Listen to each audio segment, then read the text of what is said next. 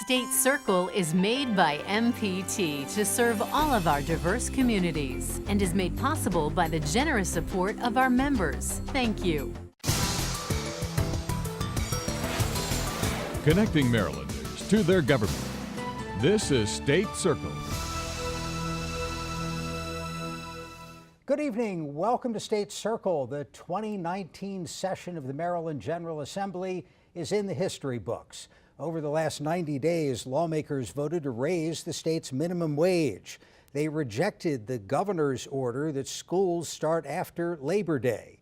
They voted to ban the use of styrofoam starting next year, and they acted to raise the age to purchase tobacco products to 21. But the session was dominated by health news, the disclosure in January that Senate President Mike Miller is battling advanced prostate cancer, and then the hospitalization and death of longtime Speaker of the House Michael Bush on the 89th day of the 90-day session. That final day concluded without the usual midnight festivities. Instead, the House and Senate came together with the Speaker's widow and two daughters for a tearful remembrance of the man they called Coach. He and I served as Speaker and Speaker Pro Tem for 16 years together. And I tell you, I still feel his presence here.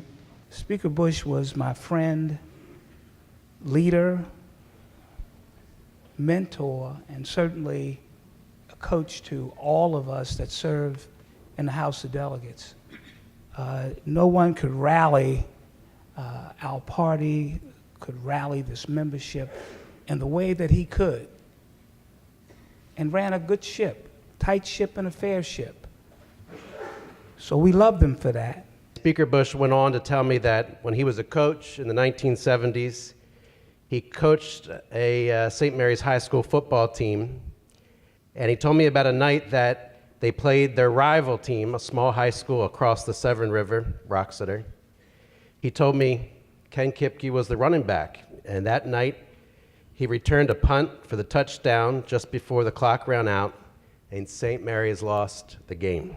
That evening, we spoke live with Governor Hogan about his remembrances of the leader of the House, a frequent political opponent, but also a friend.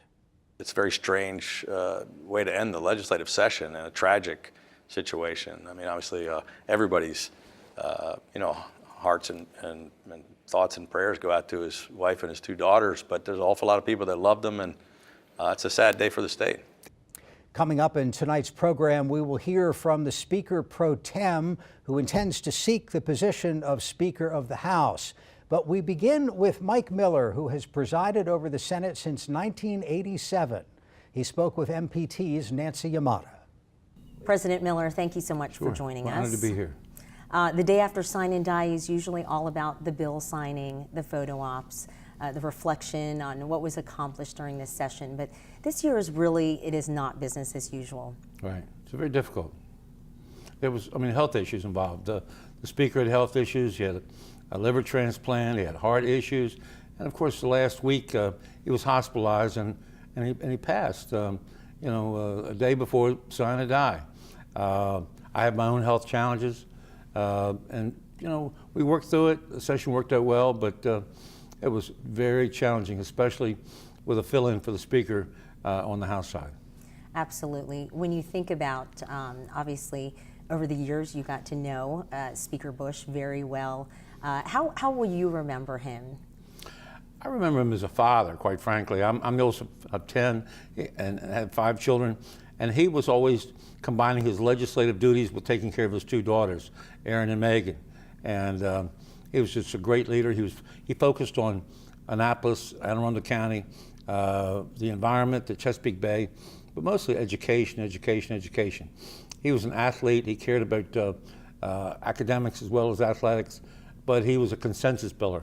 He was a coach, and he coached the members of the House of Delegates. And if he'd been a speaker for 14 members, almost every single member of the House of Delegates learned under him.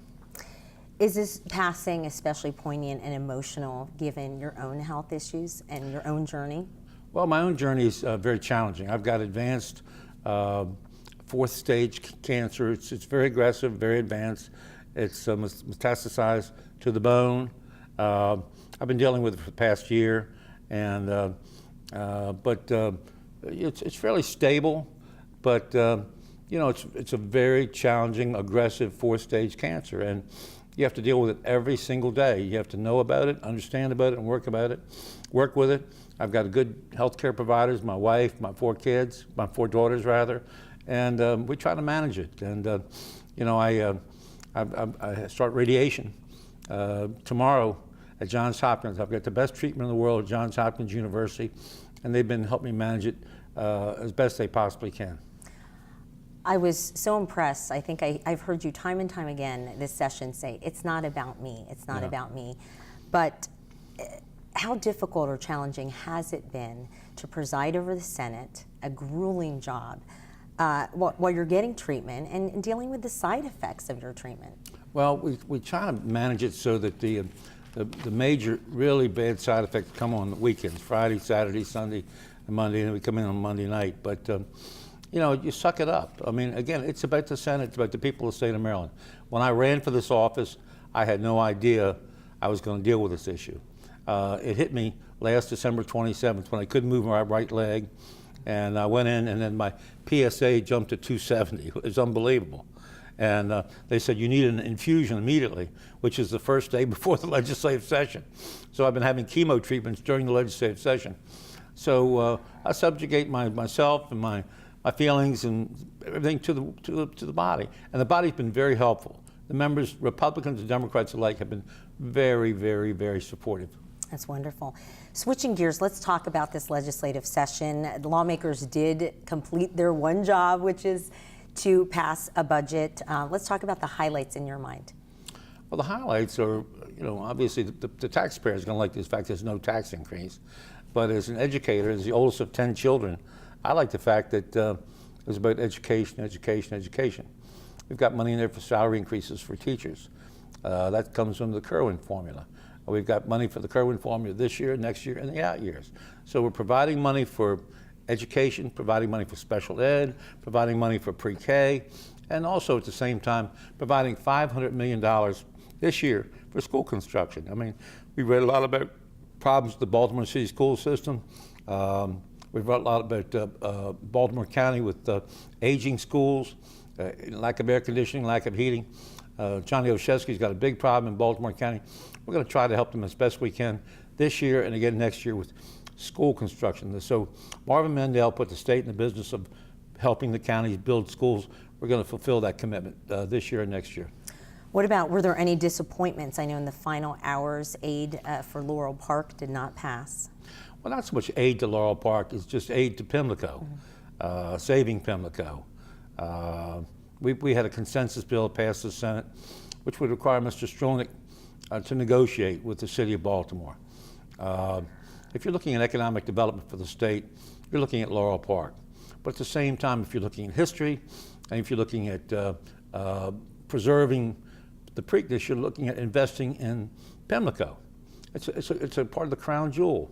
And we need people to come together and negotiate. So the bill required him to sit down at the table and negotiate and come up with a solution.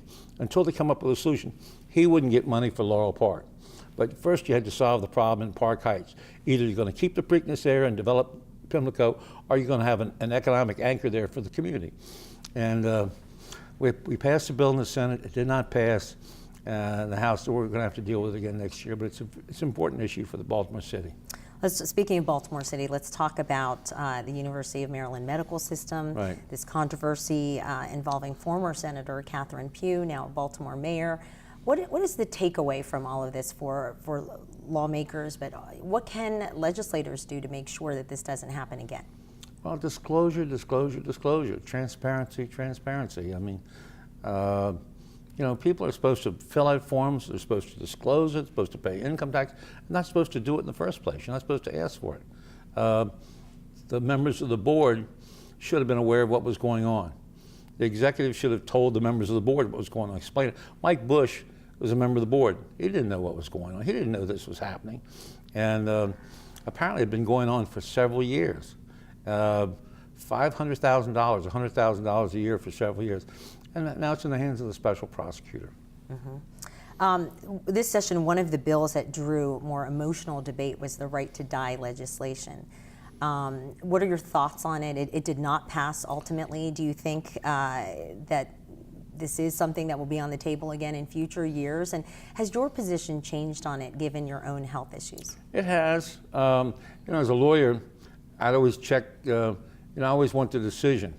It's my decision. I want to be able to make the decision.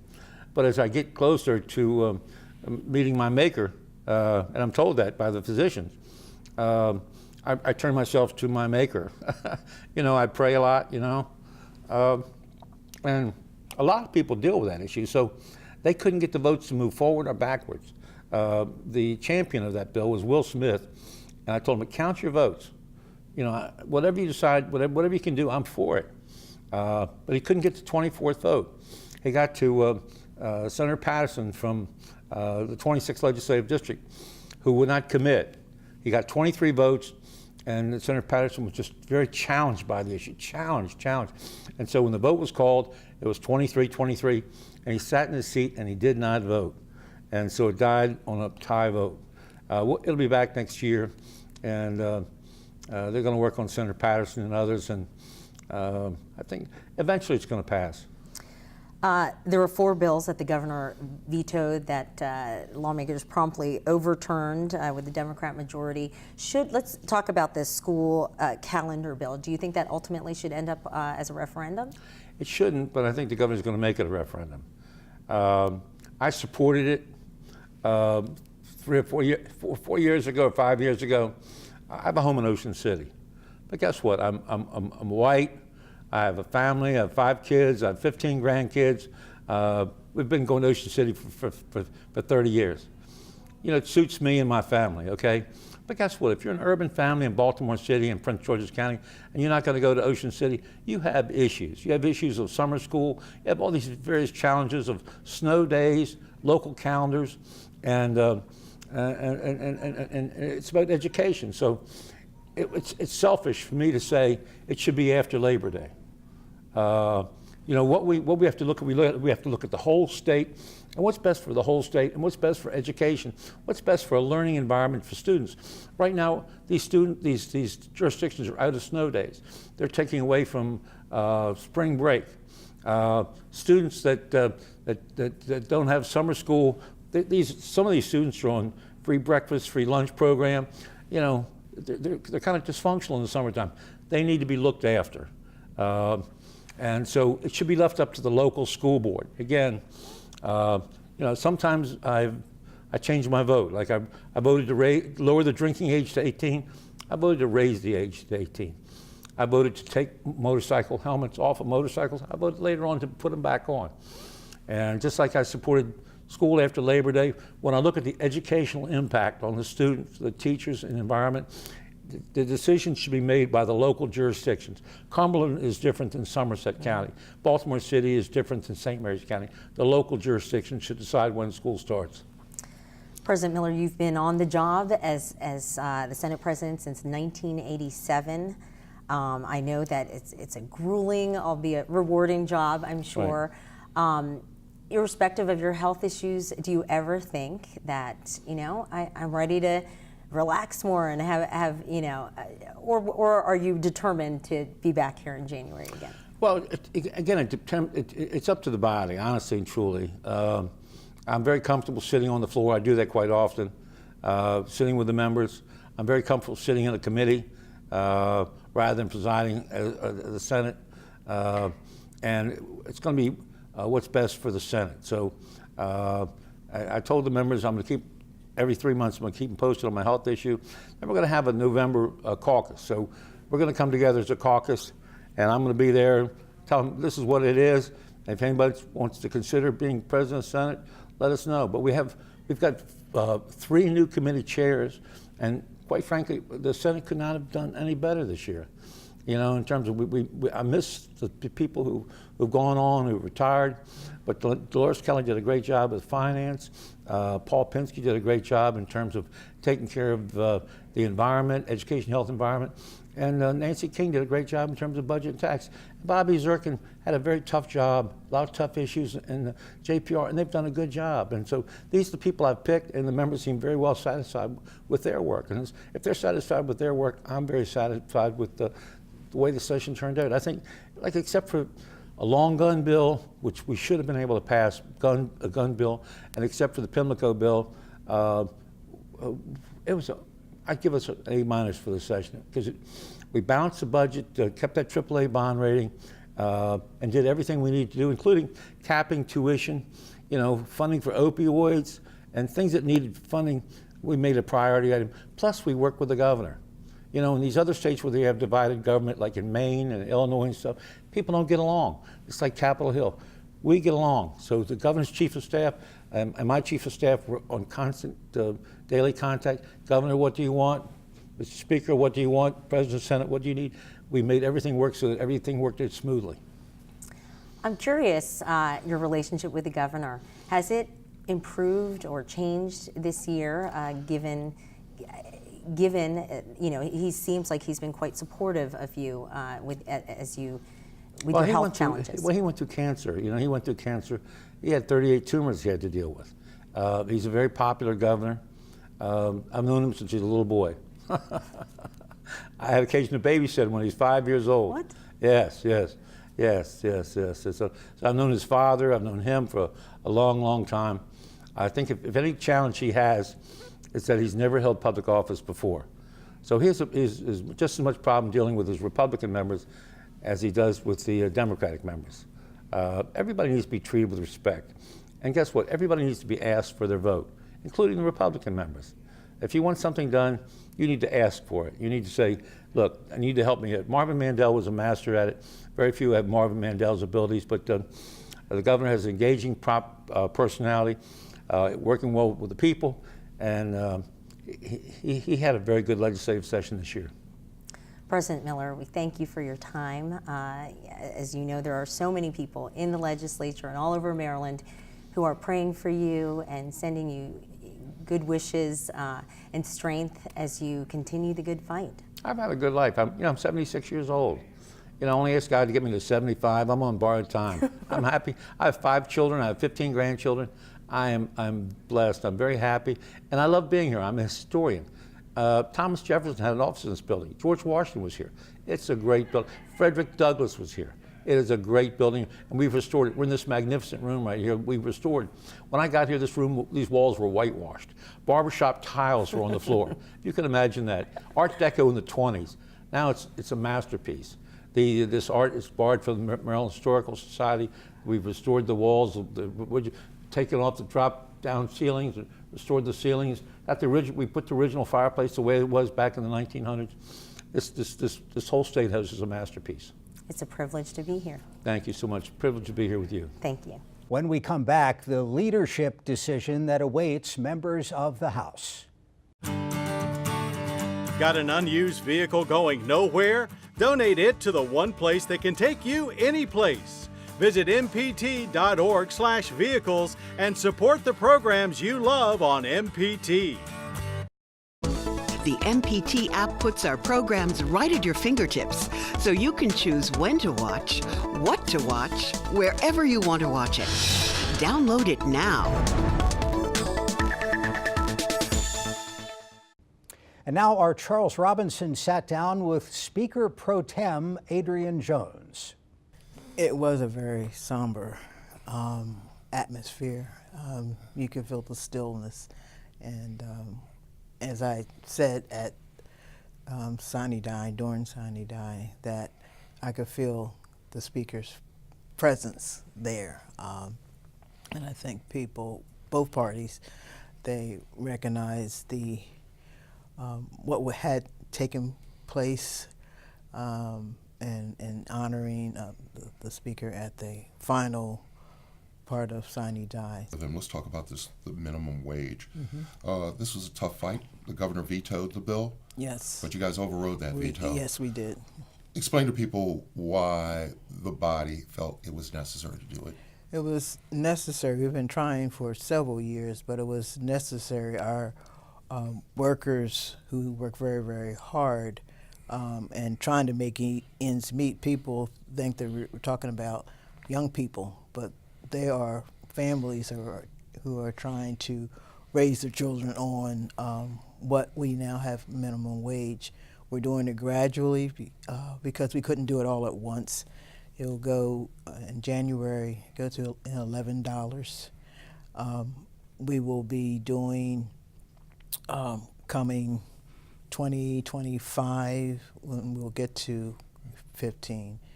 And some of the businesses, they always, are cautionary about it, but we look at trying to benefit the most, and there were provisions put in the bill that dealt with development disability workers because they were concerned, regarding what they do, affect.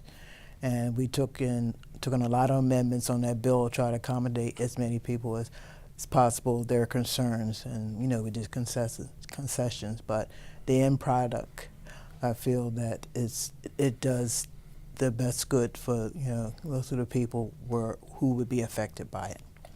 I want to talk about this push to go literally green in the state. We had started down this path, but now the state is going to be mandating that 50% of its energy portfolio come from renewables. Yes. Talk to why that's important and what it will do, not just from the renewable and ecological thing, but the jobs issues, if you will. Well, it will save our economy and our environment, because people don't realize if we continue down the path where we were, we would not wouldn't be able to sustain ourselves in terms of going further. Let's talk about this session because of the number of new delegates that were in your chamber, a very diverse group. Yes. A very vocal group. Very much so. Talk about how you saw that as one of the senior leaders of the legislative body. I think it's refreshing to get new faces and new ideas, but at the same time, if we pass every single piece of legislation that some of our new members put in, we wouldn't have gotten anything done. I think their efforts were great because oftentimes people say, well, this is a great bill and they may not look at the whole aspects of what impact that bill may have. I mean, it sounds good, but as the old expression is, the devil's in the detail. And they were vocal. They were involved in a lot of groups that came down and they participated. They spoke on the floor. We have new members who brought bills on the floor, who were, first time coming in here. But I think they listened. Some of their mentor legislators, I think they would be guiding them in terms of how to have a successful session. But for the most part, they were pretty good, So. Last but not least, I don't think you will find this a question that you didn't think I was going to ask. So, what's the future hold for Delegate Adrian Jones? I know you're coming back. Yes, because my term doesn't end until another 3 years. Right. So, will you make a decision in the interim as to whether or not you will actually seek the speaker's post? I am looking to seek the remainder of the term of the speaker as speaker. I know there's some other contenders, but I definitely want to be one of, I think, at least 3 people that are interested in the. And what do you think it takes to? Because look, we've had most of our speakers have been around for a long time. Yeah, They're not, it's not been a competitive race. What do you think it will take to convince your members to select you as speaker? Well, I think they have seen, in terms of at least the presiding part, and those who actually do know me well, that I'm a very fair person, and I like to be able to get out the best in everyone. And we may have our differences, but it's the way you handle those differences that you can be a consensus builder. I look at myself in terms of that, And this may sound corny, but I feel that if you're successful, we're all successful.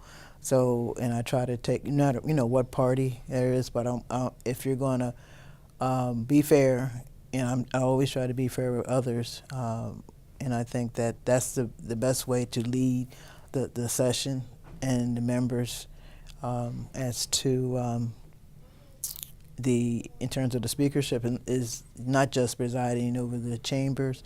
There's decisions and committee assignments and dealing with what direction the House is going in terms of views, legislation, etc., staffing, that type of thing. So it's I'm a hard worker. I'm one of the ones that you hear the light will be on really late because I think that I take the job seriously. I love the citizens of the state of Maryland, and I think that they should have great leadership, and I think I could provide that.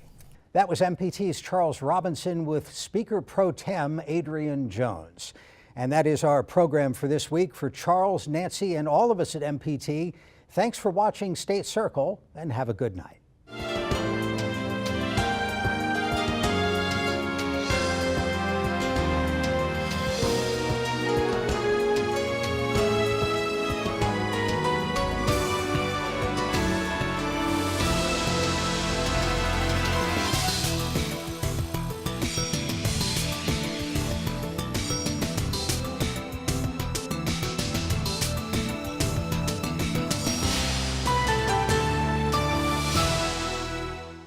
This program was made by MPT to serve all of our diverse communities.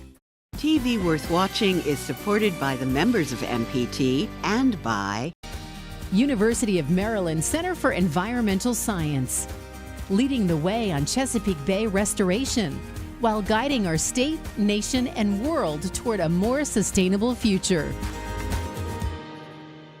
Founded in the heart of Maryland, 1631 Digital works with lobbyists and advocacy groups to digitally pinpoint